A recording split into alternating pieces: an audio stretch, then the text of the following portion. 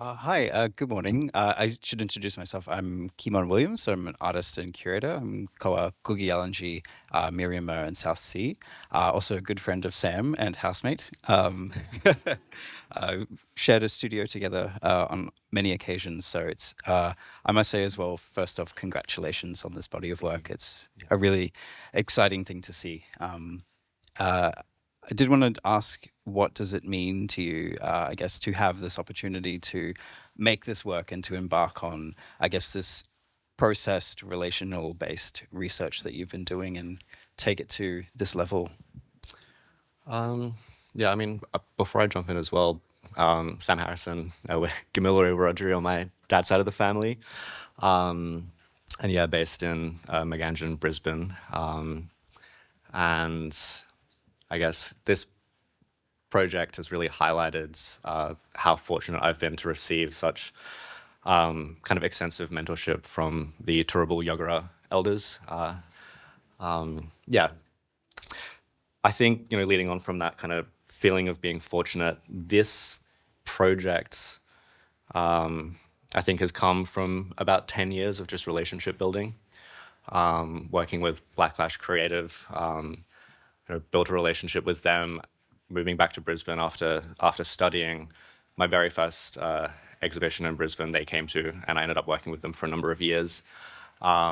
Since moving on to doing my own full-time arts practice, they've been, champions of what I've been doing. Even through with KIAF, I was part of that early incubator program as an unrepresented artist and getting to bring a few paintings up here. And just that opportunity to meet the team here meant that when this opportunity arrived, it kind of made sense and I understood what the support network was built here, and it all felt very possible. And then more recently, I've joined One Space as an artist, and Tiho is obviously part of that team as well. So it's just like there has been no stranger in this project. Even with Angela moving up from Brisbane, I've been fortunate to work with her, kind of interfacing as an assistant, working with Proper Now and their projects. So yeah, it's just like this whole exhibition is around relationality, but the ability to make it is also deeply steeped in that practice as well. Yeah, I was curious because you've sort of coined this term for the show, kinocentrism. Can you sort of explain to us, I guess, part by part, what that means, and also, I guess, like the realm in which you're working with in this work? I think it was really nice with the welcome last night, talking a little bit around credibility, and that suddenly was a bit of a light bulb moment for me around why, for this kind of animation over here, looking at the cosmic model that we're presenting,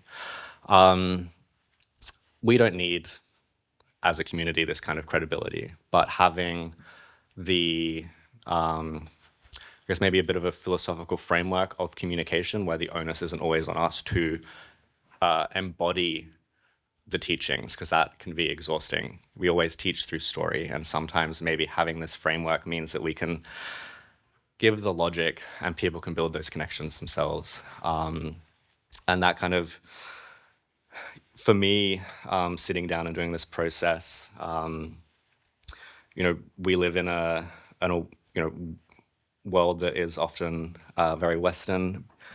The philosophy and the moral structures are all very Western, and the code switching between being with family and then working in that environment is exhausting.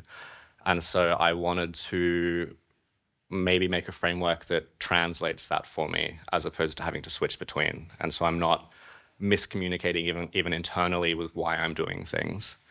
And so the phrasing kinocentrism, obviously kin is what is our kind of center of the universe, and our reason for being and even clarifying our own identities is through relationships with family and friends.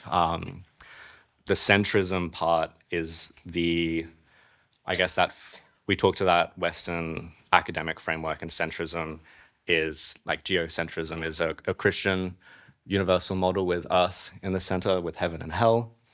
And heliocentrism is what led into the scientific model with the sun at the center of our universe.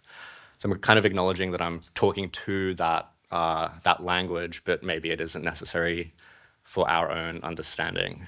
So maybe I'm pulling a bit of a Gordon Hookie naming model Yes, yeah. with some apostrophes. Yeah.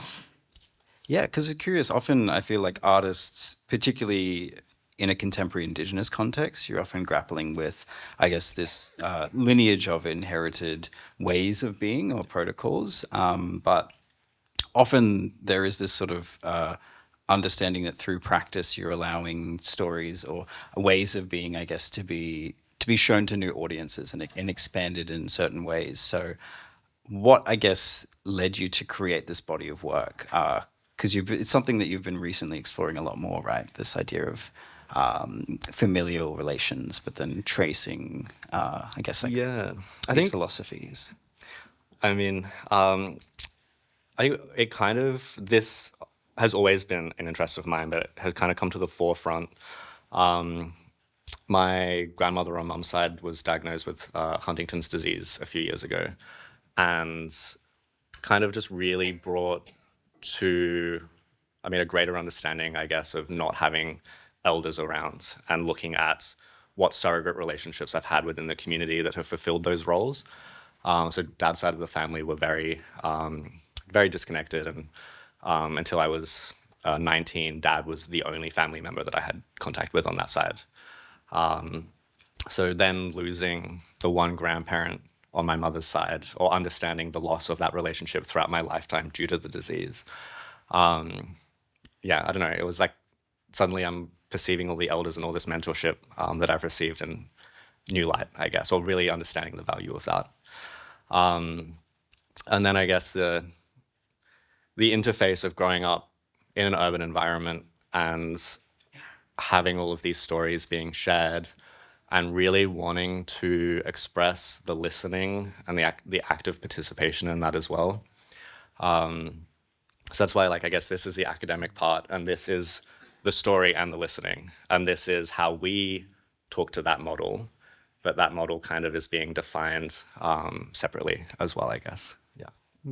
So could you please walk us through what we see around us? You've created this wall of these interlocking panels that appear as though they're telling us a story, and you've incorporated elements of the crows and this video projections. Like how do you see this work, I guess, culminating together to create a space where we might ponder these things? For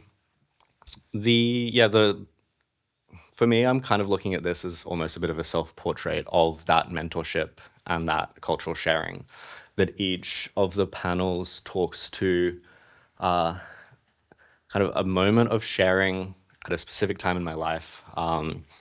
And then obviously maybe 5 or 6 years later, you suddenly understand why that auntie or that uncle shared that story with you, and it all suddenly makes sense. So the one I've been talking about more is this, the moon crossing up there, which was shared to me when I moved to Melbourne, was just in a bar and started speaking to an elder. We realized we had a few connections, and he's looking at me as this boy moving to Melbourne. I've never met my older brother before, and I'm going to track him down. I'm going to meet all my aunties and uncles, and I'm going to do all these things, and there's going to be this whole great resolution. And this story is specifically about a cosmic interaction between the moon and these men crossing the creek, and they never come to an agreement. And there's a non-resolution as the correct way of being. And ultimately, it describes or brings about the cycle of life and death. This story is also, the conflict arises because the men won't help carry these pets, these snakes, across the creek. And instead of, ever kind of coming to a resolution on liking snakes or seeing them as pets, instead it's the reason why snakes are continued to be killed when they come to the campfire.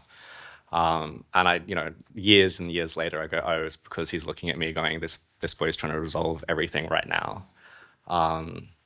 Yeah.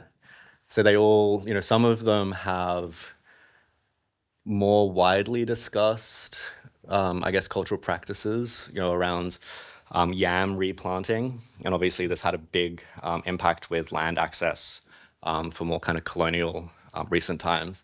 But I'm wanting to elevate that to a cosmic practice, or a correct way of being as described by the universe, instead of just being maybe a nice thing to do for the next group of people that are coming through to harvest the crop, and that ultimately being in relationship to those people is described by how the universe functions. Yeah, and similar, I guess, with our totem and hunting practices and around resource management. Like, it's not just a resource, it is, again, described by the relationships we have in the universe. Yeah. Yeah, we were talking before, there's this sort of not just relationality, but a responsibility of I have a totem and you have a totem, and between us, we play our own role in the ecosystem and the universe in terms of making sure that things are conserved, but protected and also respected. I was curious when you're talking about, I guess, centrism in this context, and maybe the shape of belief systems. There's often, I guess, the comparison to more Western frameworks of Christianity, and there's this sort of like vertical understanding of life, death, afterlife, and how we all fit together. But it feels like you're proposing something quite different to that. How do you? Yeah, I think it part of this forming something that I can translate between really wanting to identify the other structures that we live within. So looking at, and also maybe taking away the notion of the villainy or the difference within these structures that are imposed on us. I know they function like that, but to understand them, we kind of need to look at them as a base. And if you're someone in the world who's maybe just discovered that gravity brings all things to us, and we believe that Earth is in the center of the universe, and our community believes that there is a hierarchy of heaven, earth, and hell. We look at the universe as though creating hierarchies is the correct way to interface with the world. And so for me, then when we look through to why monarchy or why imperialism or why colonialism is formed, it's actually a very simple and straight line logic to it. And maybe that just gives us I guess it empowers us by simplifying it to then deconstruct it in an easier way. We spoke also a little bit around, I am frustrated by I guess the call to science as a measurement of the universe as the thing that describes the universe, because it's not narrative based. And so one thing I think maybe that kin-based narratives have in common with religious views in this way is that it's narrative based, and I think that's really important. So when we have a universe that's described by particles and probability, it means our morals are based on it's probably the correct thing to do. And if you can convince me it's the correct thing to do, then I'm going to believe you because you've become the authority and you've convinced me of that. And with that line of thinking of probability to maybe the individual being the authority through being convincing, it makes sense that we end up in late stage democracy where we have bots convincing us of things online, and corporations just scapegoat their CEO and continue to have the same practices going forward. I think, again, that for me has been kind of an empowering process to think about. And then it means that I am confident to point at them as saying, I actually know in myself that that's a wrong practice and you can't convince me otherwise. Yeah. Yeah, because I guess it's quite interesting, this idea of building a philosophy or a worldview around kin, and I guess there's that immediate responsibility not just to your environment but to your peers and family. It creates this, I guess, this cycle of subsistence where you're taking what you need and you're giving back what you don't. But also that there's so many indigenous knowledge systems where you hear a certain wind, or you see the tide come in and you understand that means it's this system and cycle that's currently in motion, which means that actually that affects the mating season of this other species. And part of the reason you find that out is because I need to do that to make sure that my family gets fed. Yep. And so that we can take care of the amount of resources that we have. So I guess this thing as well of we've lost maybe that in a more contemporary setting when we're talking about these industries or this sort of these late stage systems that are often very hyper individualistic. Yeah. Yeah. And I mean, Cameron and I have had many couch-side conversations, so excuse us if we launch into something without totally explaining it. There's also kind of what gives us comfort, and what that base model, like if it's a religious perspective, we have faith, and that gives us confidence. We are relying on science to describe the universe, that theory or that probability means that we can be 99.9% sure, and that's comfortable enough. Whereas it's this idea of confidence and being in relation and understanding to say that the moon goes through an eclipse, that there's not this worry that it's not going to come back because we know the cycle that it's in and we have a confidence in that. And I don't know if I've even in myself fully articulated yet what this confidence is, but being with Mob and that sense of confidence and that sense of play and non-verbal forms of communication are all built into that relational confidence. So the moment I'm looking at it as kind of faith, probability, and confidence, but I don't know if that's the term that I want to end on yet. Yeah.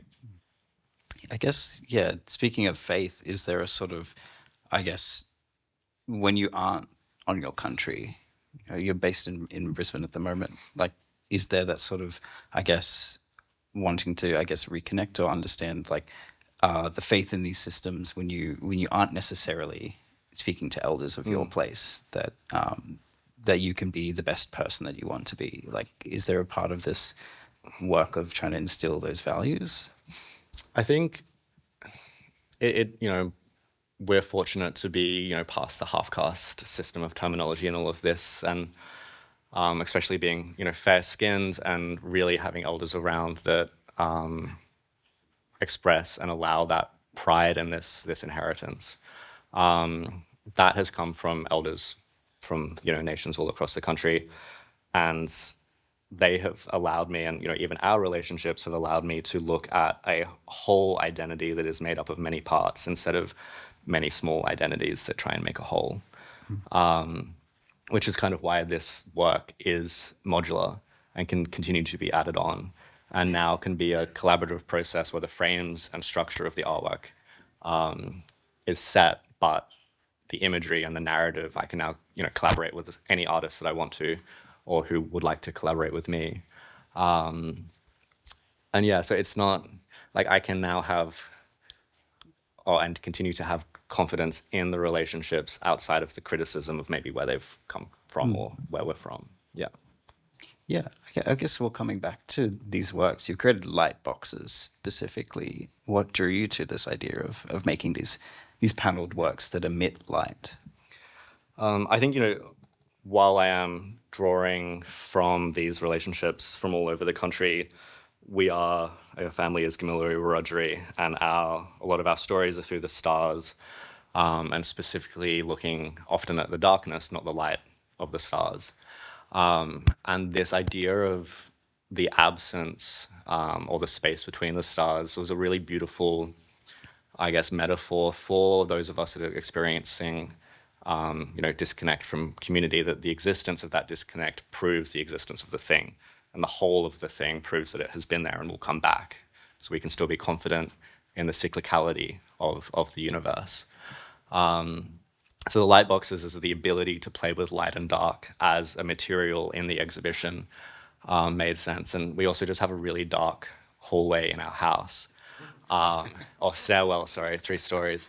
And so even 2 years ago, I was just thinking I wish I had a way of, lighting this slightly uncomfortable part of our house that felt, instead of just buying a nightlight, which feels kind of, I don't know, it's kind of just a capitalist purchase and you turn it on for 10 minutes and we can now have this in our house and it's kind of us. Yeah. IKEA is not very kincentric. Just curious, there's a lot of symbolism going on here, especially because you've created a more spatial installation. How do you, I guess, relate between these elements? You've got crows and there's the videos. You mentioned the cycles of the moon, but could you also walk us through some of these more specific elements? Wa'awan is our disruptor bird. And is loved to disrupt and to be in conflict, and is sometimes on the side of mob and is sometimes not, and that is who it is. And so having it actively disrupt the lighting in the space, especially at nighttime when the lighting system changes, I guess for me that it is the image is actually functioning and as how we talk about it in the mythos. And because I guess we've set this space up almost as a theater, it's like an invitation into another world. And so having that sense of disruption and having it repeated, flying across Big Ben, it's kind of I guess, an attempt to really cease that linear time perspective. Yeah, and so even the projections themselves go through about a 15 to 20-minute loop.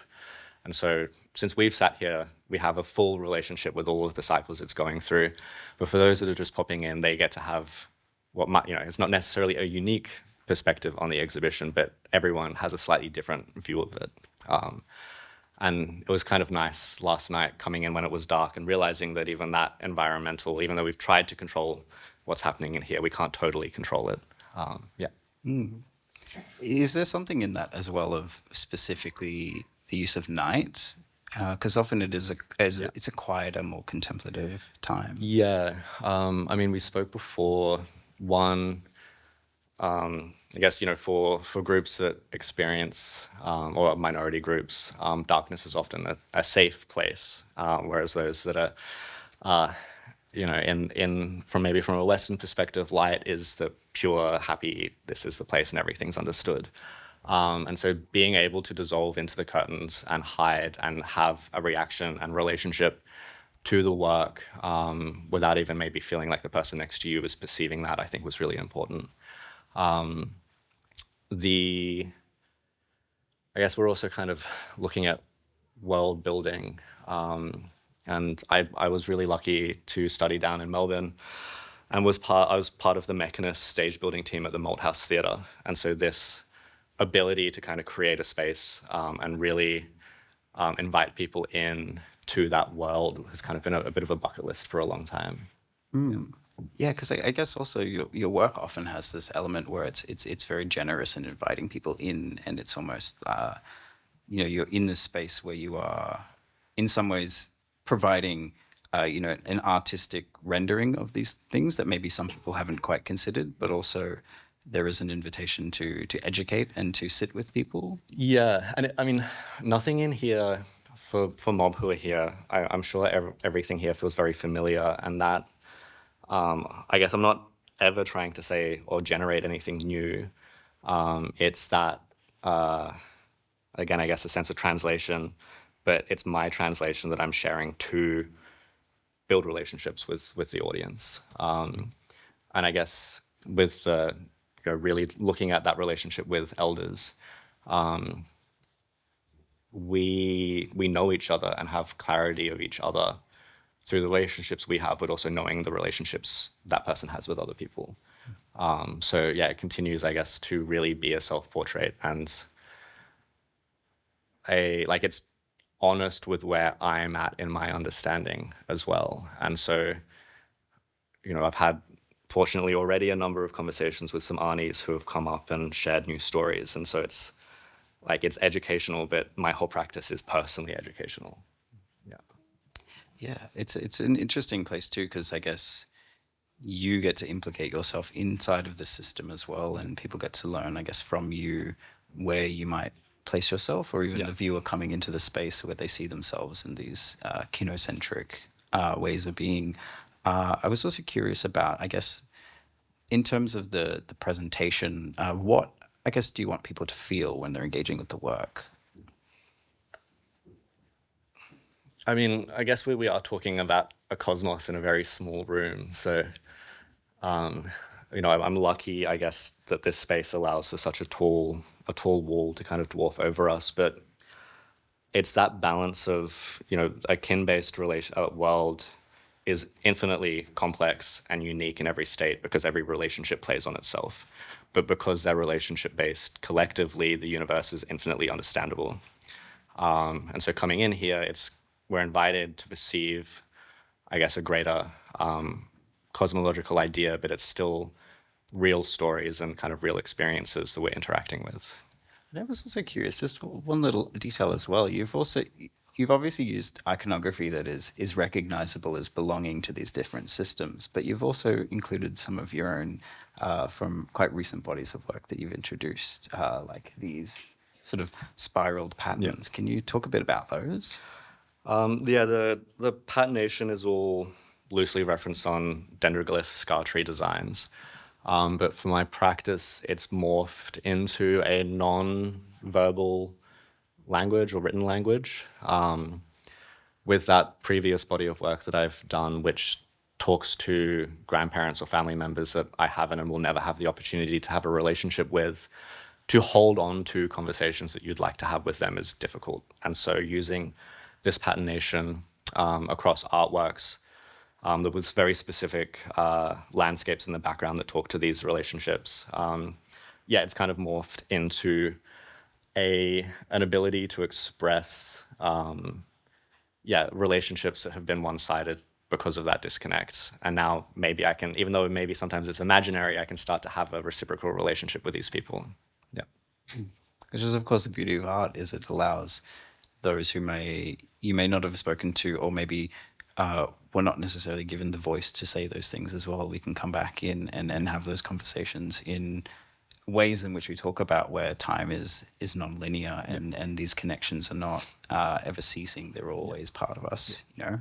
I think maybe to be like, specific about that kind of relationship, even just, if I'm in trouble with mom, I never got to go to a grandparent's house and be angry about it and say, how dare she make me clean up my room or something. But I want the child in me to have been able to have that experience. And so I can now express that I've held on to and never said before. So one of the artworks was on a creek that I was just put on a rock when I was 3 or 4, and it's one of my absolute core memories, and tracked it down just north of Mullaney. And that spot was what kind of received that patination and that desire to express. Because I think, that's a whole human experience, to have those conversations and to maybe be wrong in your indignation. Yeah. Yeah, and also important to acknowledge it as part of that system as well.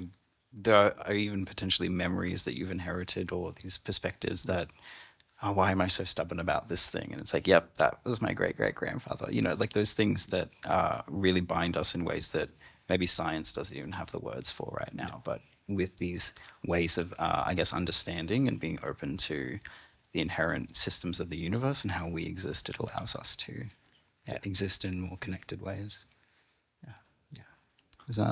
Was there any other things that you wanted to go over, or I guess like final lingering thoughts that you want to leave people with? I've been obviously in the studio by myself for so many months that it's like, what is the crazy and what is like actually making sense? But it's been really nice going down, looking at this model and looking at cyclical forces in the universe. Obviously, magnetic fields move through a cycle. And recently they've looked at, and this is me just kind of being nerdy, the existence of a magnetic field that is not charged positively or negatively will still affect the universe, even if it's not active, which means that, so an environment that has no magnetism and an environment that has some magnetism that is doing nothing will still affect the probability of matter moving in different ways. And so when we're looking at even, if we're looking at memory and connection and wanting to look at that as a cyclical form, when we're on country and experiencing place that is layered in many different ways, the absence of these things and their existence on that place across time, I'm really kind of coming to a perspective of the ability for that connection to exist. And just this random little, again, we're looking at science and the frustration of science measuring the universe, but that suddenly was like, oh, that maybe because I grew up in these systems, suddenly it's explaining something to me that I have felt is true and also want to believe is true. And now they're kind of coming together and explaining the same thing. So yeah, for me, that's just been in the last couple of weeks something that's kind of, yeah, been really beautiful. Thank you so much.